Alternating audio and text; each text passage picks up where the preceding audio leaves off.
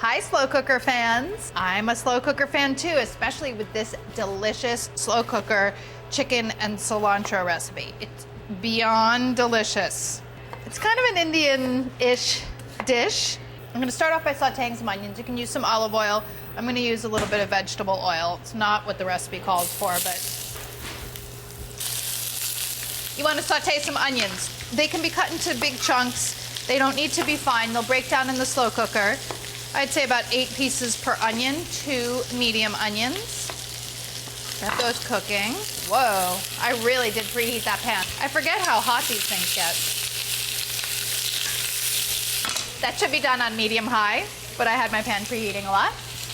While that's sauteing, you can cut up some garlic, 5 cloves of garlic, thinly sliced. Even though I'm using a slow cooker and I could just throw everything in there, I like to build a little bit of flavor by sauteing my onions first. I just think that it gives more depth of flavor, and to me that's really important.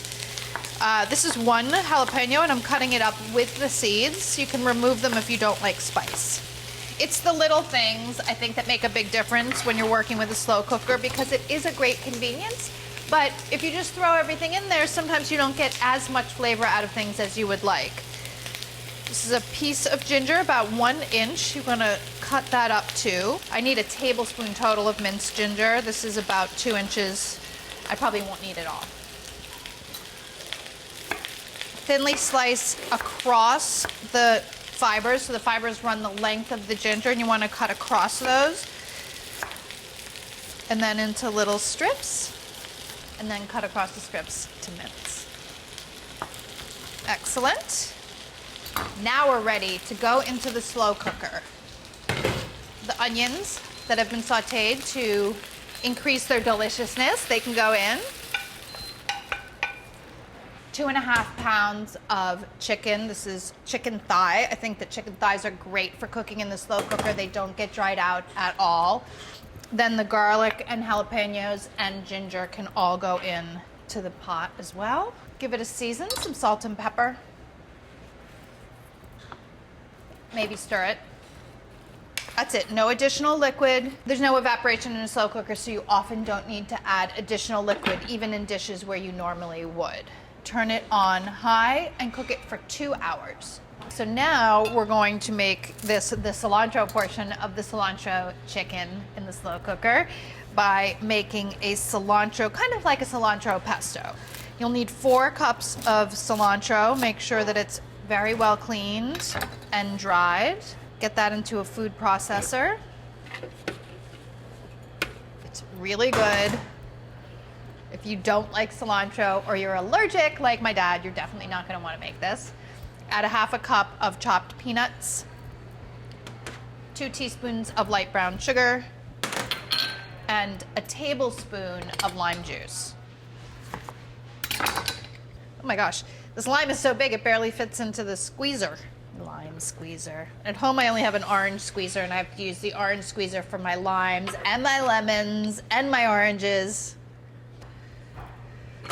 I mean, I just recently got the orange squeezer, which was like a big step for me.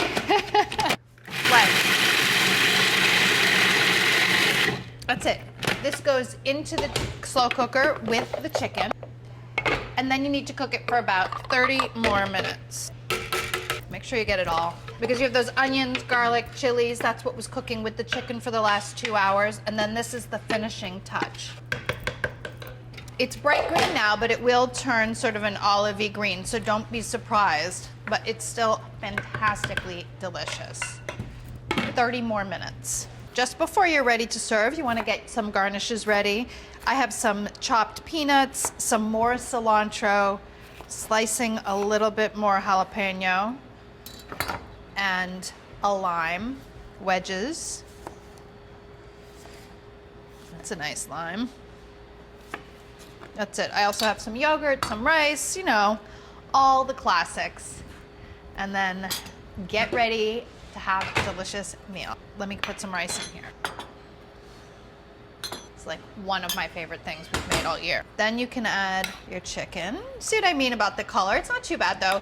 We like to cover that up with beautiful fresh garnishes. So some peanuts, some cilantro. Oops, maybe that's too much. I mean, I like cilantro, but let's keep it under control. A few slices of chili. Obviously, you don't need to do the chili if you're not into that much spice. A little bit of yogurt. And a squeeze of lime. Look at that. All right, I'm giving it a try. And then I'm gonna eat the whole bowl after we stop rolling.